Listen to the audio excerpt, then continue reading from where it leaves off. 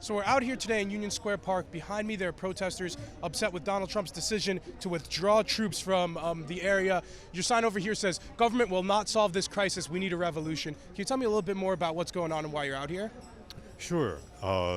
As you said, so the United States has pulled out their protection from northern Syria, where an independent movement of Kurdish people in the area that they call Rojava have established this incredibly progressive movement, feminist movement.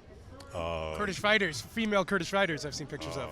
Female Kurdish fighters have basically on their own reduced the ISIS caliphate, and now all that is going to be undone. Yeah. There's rising anti-interventionist sentiment in the United States, and I feel like Americans are confused about what the objective would be in these areas. So would the objective be to make an independent Kurdistan and the U.S. back that, or what's the end game here? I have no way to tell you what the general American public is thinking or what the American government wants to do. Governments are not going to solve this problem. Absolutely, I agree with that. No, I know because Trump said he's pulling out troops from the area, but he just sent 2,000 more troops to Syria. So what kind of message do you think our government is sending to the Kurds? I don't think anybody can believe from one day to the next any kind of pronouncement from the United States government. Absolutely.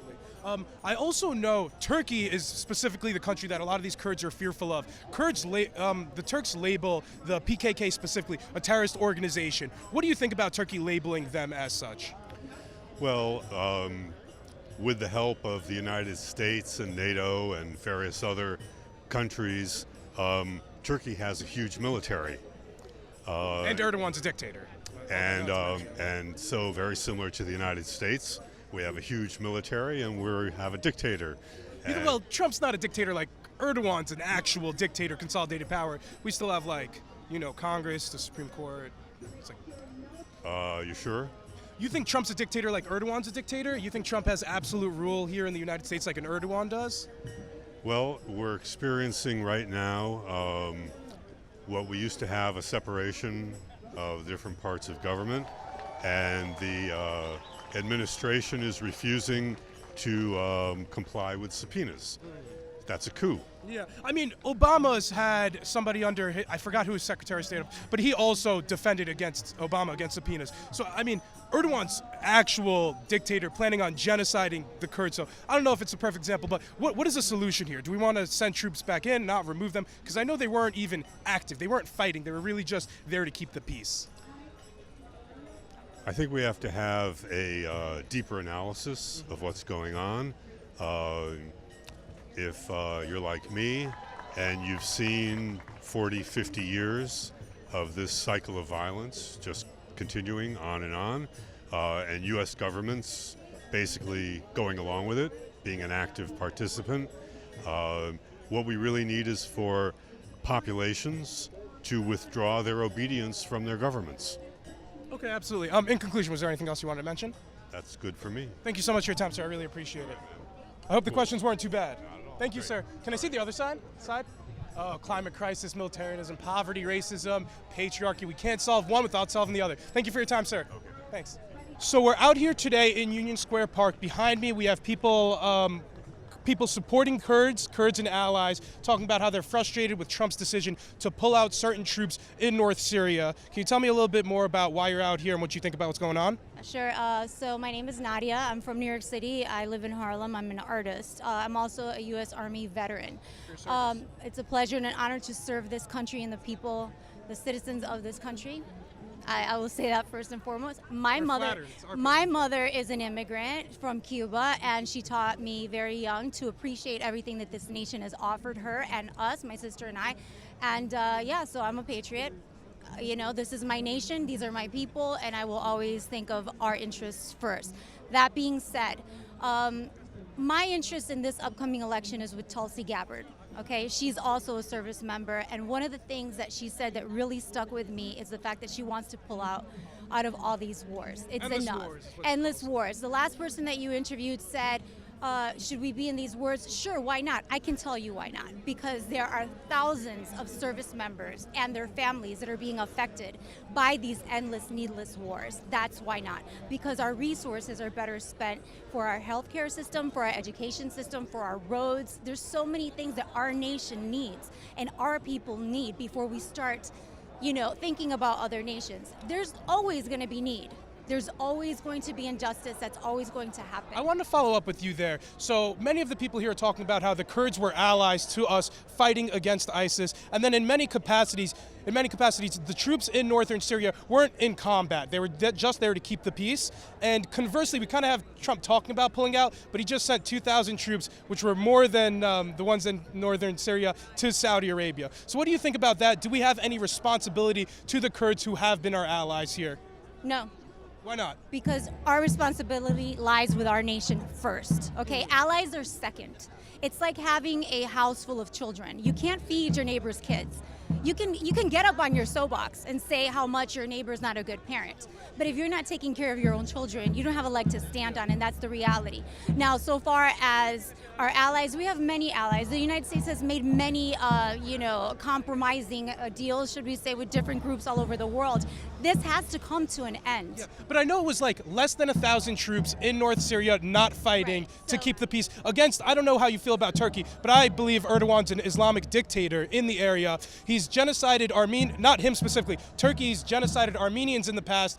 What makes us believe that a fascist like Erdogan wouldn't commit genocide against the Kurds? And if he does, do we have any responsibility in the area to prevent something like that from occurring? No, not if it's going to detrimentally affect our own people and our own nation. So the U.S. should potentially permit genocide in regions My- of former allies that we had. What I am saying is that our nation comes first and our people come first and our interests come first. Now, what you asked me about Saudi Arabia, I do want to touch upon that. I don't think there's a learned person alive that doesn't agree that we need to cut those ties. But unfortunately, we haven't figured out the way to, extract Saudi Arabia from our economic system. Okay, and we've seen many documentaries on this already.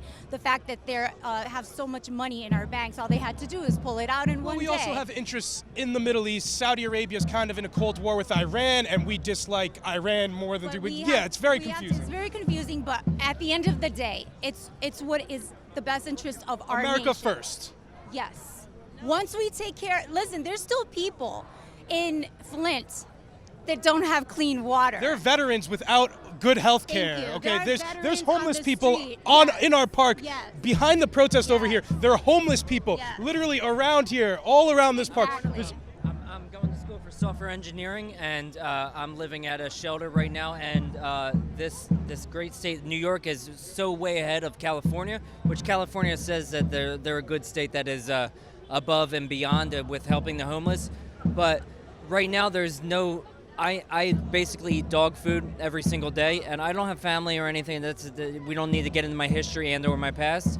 But right now, there are people in this country, and there's veterans that I'm housed with right now. They're eating dog food and are be treating like worse than prison. I've been to prison 10 years ago. Do you think they're worse than the detention camps on the southern border, the conditions in the homeless shelters here? These are American citizens you're talking about. How, that have been here. That she, as a veteran, has defended, and a lot of people in this country have defended.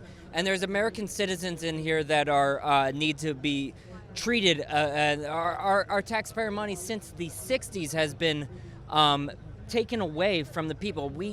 Anything taken to an extreme, whether it's capitalism or it's socialism, is bad. So we need to find a middle ground between socialism and capitalism. And that means we need Trump. I'm all for Trump, and I'm glad with I don't agree with everything that he does, but he is a pivotal step in a direction that we need to go in finding balance in this country. And I thank him for the stuff that he's doing in this country, and I am all for the direction that we're going. But once again, anything in an extreme, whether is bad. Extremists in general are bad. Extremists are why we have shootings. Extremists are why we have drug issues. Extremists. you need to find the middle ground, and the middle ground has to start somewhere, right? it starts with And we have to communication, start just like we're correct doing right now. communication, and also Communication is key. picking a priority, and choosing a priority. And again, like I said to you before, it's hypocritical when there are so many of our own citizens, the state and the citizens have the social contract. Absolutely. The state is responsible to its citizens First, yes. first. And until the United States takes care of its own citizens, we are not in a position to spend our resources on other nations and other ethnic groups or whatever that are going through hardship. I'm very sorry. Absolutely. I'm very sorry that this is happening. I'm very sorry that there's need in the endless world. amounts of people who need the Americans' Endless. help. But Americans have to come first. Our interests have to come first. Our kids have to come first. And that's it. When we find a way to separate from Saudi Arabia economically, yes, that's a dream. Hillary Clinton was all up Saudi Arabia's. Let's not even get started on Right? Hillary. And then at the same time, she would tell us all these, women first and women can, but then she's supporting this nation. That just goes to show you how united economically we are to Saudi Arabia, and it's in our best interest right now, unfortunately, to support them. But so far as the Kurds and Turkey, I feel for the people, but it's not our responsibility. Our responsibility is to our own people first. When you house every veteran. Please, we'll talk after. Just in conclusion, was there anything else you wanted to mention? I just want to say, I want to thank everyone out here, protesting and saying what they feel. This is what's so great about this nation, that everyone has the right to come to a platform and speak, right? And to do so in a very, compassionate way. We're all human beings. We all have the same, and yet, and we're all going to the same place, right? Absolutely. So, I just want to thank you guys for being out here, and the great city of New York, of course, for allowing Thank you so much these for your time. I platforms. really Thank appreciate you. it. Thank you. so much. Thank you. It was nice speaking to you. Do you want to talk? Interview? Please. So we're out here today in Union Square Park. Behind me, we have protesters who are frustrated with Trump's decision to pull troops out of northern Syria. Can you tell me a little bit more about why you're out here, what it means for you to be out here? I'm here to protect thousands of children being killed as we speak right now by the Turkish invasion. We're trying to stop the genocide. We don't want to happen like what happened 100 years ago to the Armenian. Turks are well known for genocides. They are master at it. They will fabricate anything just to kill babies. They are against the Kurds. They call it the Spring Peace. It's ethnic cleansing of the Kurds. I want to follow up there because Turkey points the finger at different Kurdish groups like the PKK, calls them terrorist organizations. Do you think there's any bad actors on the Kurdish side that is letting Turkey kind of point the finger at them? I don't think so. They are pro-Trump media. I don't think so, because when Wait, you what was that? What was that? It was private, obviously. Does that lady call me a fascist to this guy? But please. Okay, I lost my thoughts. I could follow up with you there because what I was asking was there are some groups in Kurds that are bad. Okay. Yeah. When you're a citizen of a country and you don't have the right to speak your own language, when you don't have the right to have your school, when you don't have the right to do any of your tradition, anything, when you're banned, when you're a second-class citizen, what do you expect? A few hundred years ago, we have slavery here. How were the black people feeling at that time? We came way along now. We live like a human. Until today, the Kurds are second-class citizens. If you've seen some politicians, Well, they had their autonomous region in Rojava for I know a certain amount of time. So where does that kind of meld in here? that's their land. Turkey took it over. Istanbul, it's not Istanbul, it's just Constantinople. It was part of Greece. They took it over with the religion invasion. They took it over, some of part of East Europe. So don't tell me Turkey, their origin is from Mongolia. That's when they came and invaded. So they're not the origin of the place. They have no history there. They came and they invade and they took over. Now for them, Iskenderuna is one of them. It's part of Syria. They took it over and now they claim it's theirs. So it's North Cyprus. Yeah. Cyprus wasn't theirs. 1974. They're still there. The claim is there. I wanted to follow up because I feel like much of the American population is confused about what the U.S.'s goal in the region is. So is the U.S.'s goal to seek out a Kurdish state that the United States helps establish? I hope that's the case. The Kurdish support. That's what you guys are seeking out, yeah. I hope that's everyone's dream. We're confused. Nobody 50 knows. million Like people. the government here doesn't say that we're trying to help the Kurds establish a state. That's the problem, right? They don't. They haven't said it publicly nor behind closed doors. They haven't. That's our dream. The hypocrisy here is Trump is claiming we're going to withdraw our troops back. It's fine. Bring everyone back then. Don't take it from Saudi Arabia. don't take it from point A to point B and yeah. say it's allies. We fought ISIS. We stopped ISIS. 11,000 soldiers of ours killed, few thousand injured, handicaps. We're not asking for anything. 2 trucks of U.S. with a U.S. flag on top of it will stop the second largest NATO force in the region. Yeah, because as I understand, trucks. these were peacekeeping troops. These troops That's it. weren't involved with fighting in the For area. the past few years, they've been there. There was not a single bullet fired from either directions. The minute Trump decided to pull them out overnight without going to the Congress, Do you feel like Trump's betraying our allies in the region? definitely, and that's a bad signal to the rest of the allies. Now they're going to redo their thinking. Should we trust them anymore? What big countries do you think are going to come in and try to influence, take over that influence that the United States had on the region, right? This is the problem. U.S. Is the god of the earth, whether we like it or not.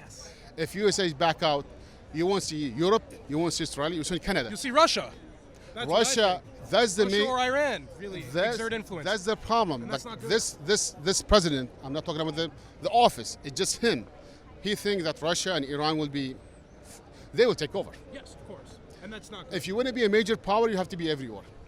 I know people Do you think say, the United States should be a major power and have their fingers on all different parts of the earth? I know in many ways people call America the world police. Do you think America should be the world should police? Be there. We should be the world police. If you want to be a major power, you have to be everywhere. We already own the oceans, right? We have troops around all the oceans. Well, we still have troops in Germany, and that was in 1945.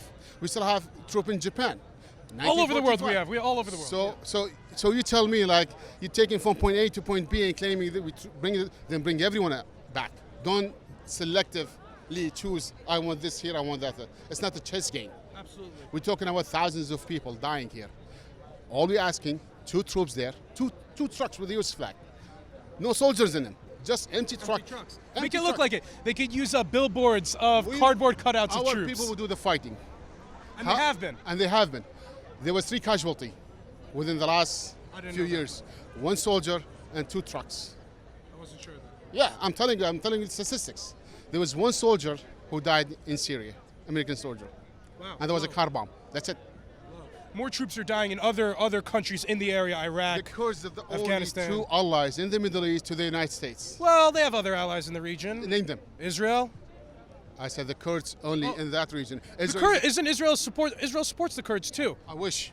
I saw recently the Prime Minister of Israel has expressed support for the Kurds. I know those are one of their allies in the problem with region. But Israel, yeah, that doesn't mean that the U.S. shouldn't support them. We would love to have Israel as an ally, and they are an ally, but due to the complication of the region and the religion, they try to stay away from it. Their public support is going to hurt us more than helping us. Do you not want Israel to publicly support the Kurds then? I would love to, Okay. but politically, it's not good to publicize that. Yeah. I'm telling you right that now, because you have the religion issue. I don't think the religion's the issue because Israel's still friendly with countries like Saudi Arabia, but there is a big mess there. There's It's a big mess, too hard to get into. I just wanted to say, in conclusion, though, was there anything else you wanted to mention? Yes, I wish the Republican and the Democrat save the genocide, the Kurdish genocide from the Turkish barbaric invasion of Rojava. Thank you. Thank you so much for your time, sir. I appreciate it. So we're out here today. I don't know if you're a part of the group, but beside me and behind us, we have Kurdish protesters. They're upset with Donald Trump's decision to pull out troops of different parts of the Kurdish areas. What do you think about that? What do you think about what's going I think on? it's disgraceful. I think the Kurdish, the Syrian Kurds, the Rojava movement is probably one of the most progressive movements that has emerged in that part of the world, or really any part of the world, in years. And they've been America's staunchest allies. They've lost God only knows how many tens of thousands of people fighting ISIS and doing the dirty work of people who want to contain terrorism that was caused by interference in the Middle East in the first place. And every time they do anything, the U.S. says, oh yeah, do this one last thing for us and we'll support your independence. And then they just toss them under the bus. It's a disgrace. I know 100% support the protest that is going on right now. Many Americans complain about endless wars in the Middle East, whether it be Iraq, Afghanistan, now Syria, and different parts of where the Kurds are. What do you think about Americans happy that the United States are pulling troops out because they're fearful, again, of this endless war? Because we've been in Iraq for decades, in Afghanistan, and so on. So what about that? So what I have to say to that is that I think that is crudely applying a reasonable heuristic to this problem, which is that I would agree with people who are sick and tired of wars that are fought for no reason. But what people need to understand is that the troops that were in Syria were not actually engaged generally in combat operations. They were generally there just as basically peacekeepers. They were just sort of sitting in bunkers and installations so that the militaries of other countries didn't attack. And they were basically just there as observers. It's not like in Afghanistan, where the Afghan National Army is constantly failing at counterinsurgency operations, and the U.S. has to go in and have its men killed and whatnot. And it was very much a case where the local Rojava forces were more than capable of handling the insurgency, but they're still at the end of the day a militia unit. And if it's also interesting because Trump says he's pulling out, but he just sent 2,000 more troops to Saudi Arabia, and that's more troops that were in the region. But I mean, that's unsurprising because Saudi Arabia is the sort of partner Donald Trump likes to have. You know, they ask very little of him, and he, you know, they're the same type of chauvinistic, authoritarian people that he's most comfortable dealing with. I'm sure that dealing with, you know, socialist Democrats and anarchists, however good their human rights record may be, is not the sort of people are the Kurdish people and the people organizing in Rojava, do you think, exclusively anarchists or I forgot what other word you used? I mean, you'd have to ask them, truthfully, but like, I think that there is certainly an element of that.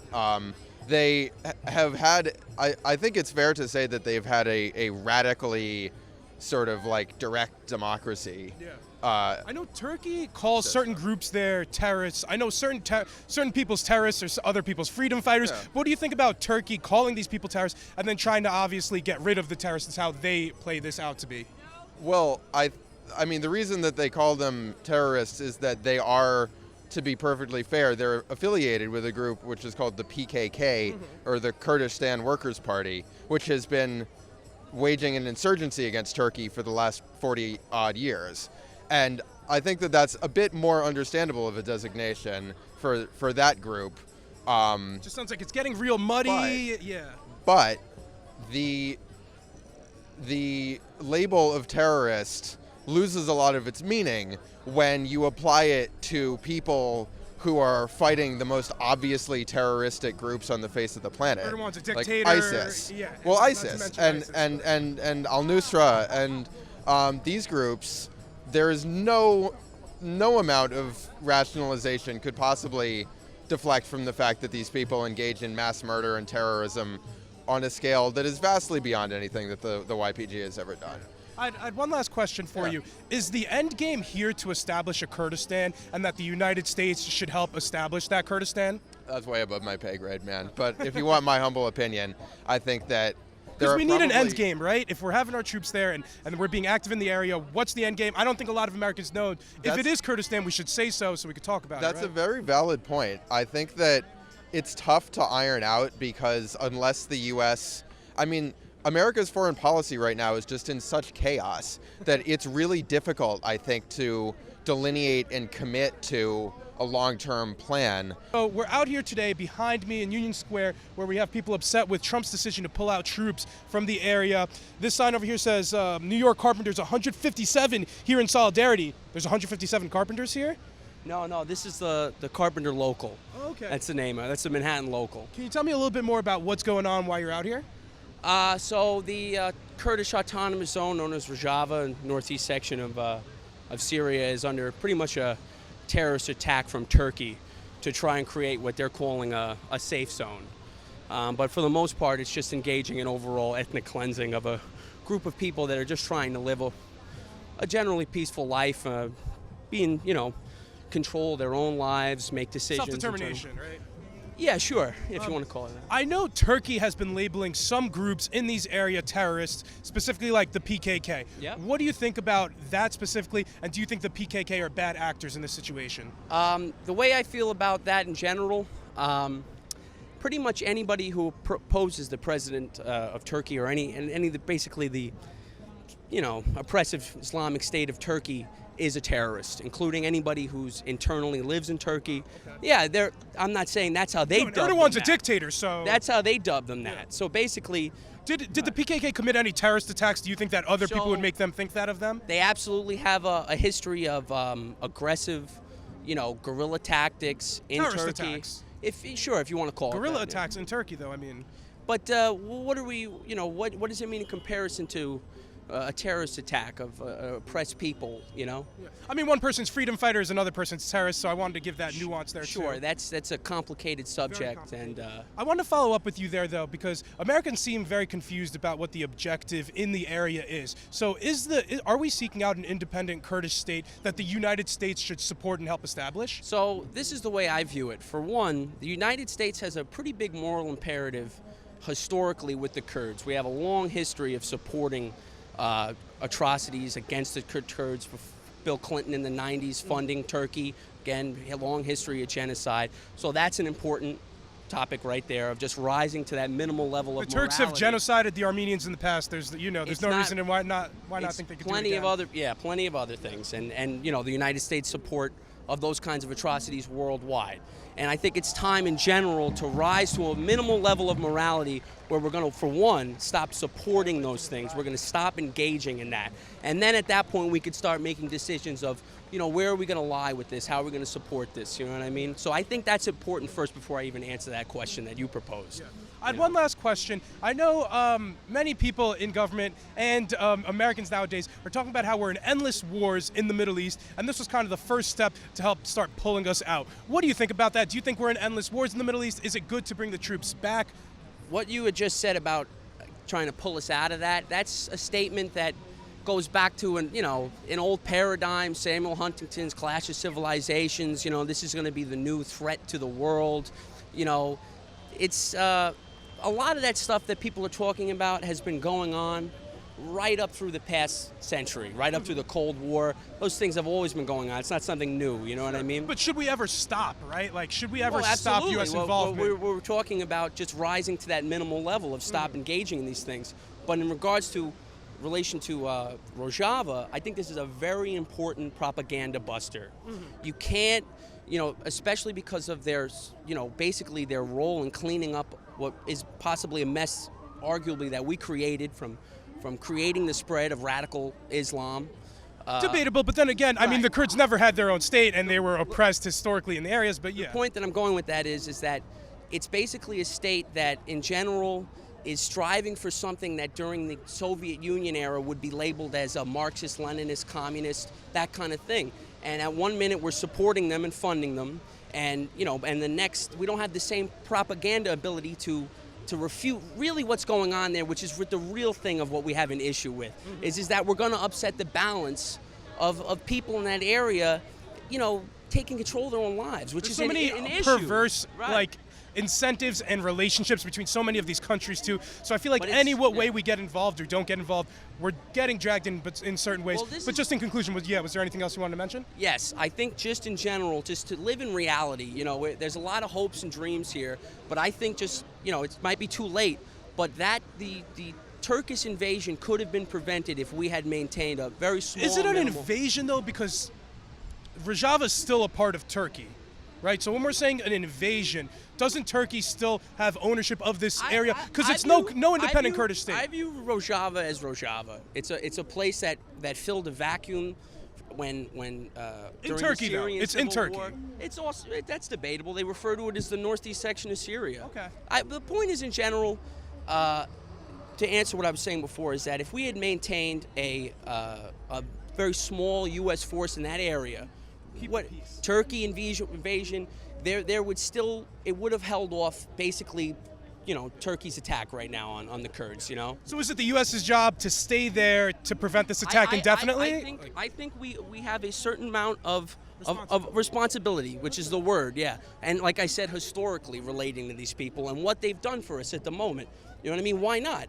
We support democracy, right? We support that. Well, here's the thing. So now, The Kurds are, it's interesting because the Kurds are an ethnic minority in a few different countries, Iraq, Syria, and Turkey. I might be forgetting one. But yeah. if they try to build their independent state, they're going to be taking from many states, and they might also encourage all different ethnic minorities to try to establish their own state. So it makes a lot of sense for these countries to try to prevent stuff like that. That's somewhat of the line of propaganda. But what are we talking about here? What did I say? It's propaganda. Well, the idea that it's going to spread. You're going to spread a contagion of people taking control of their own Middle East is lives.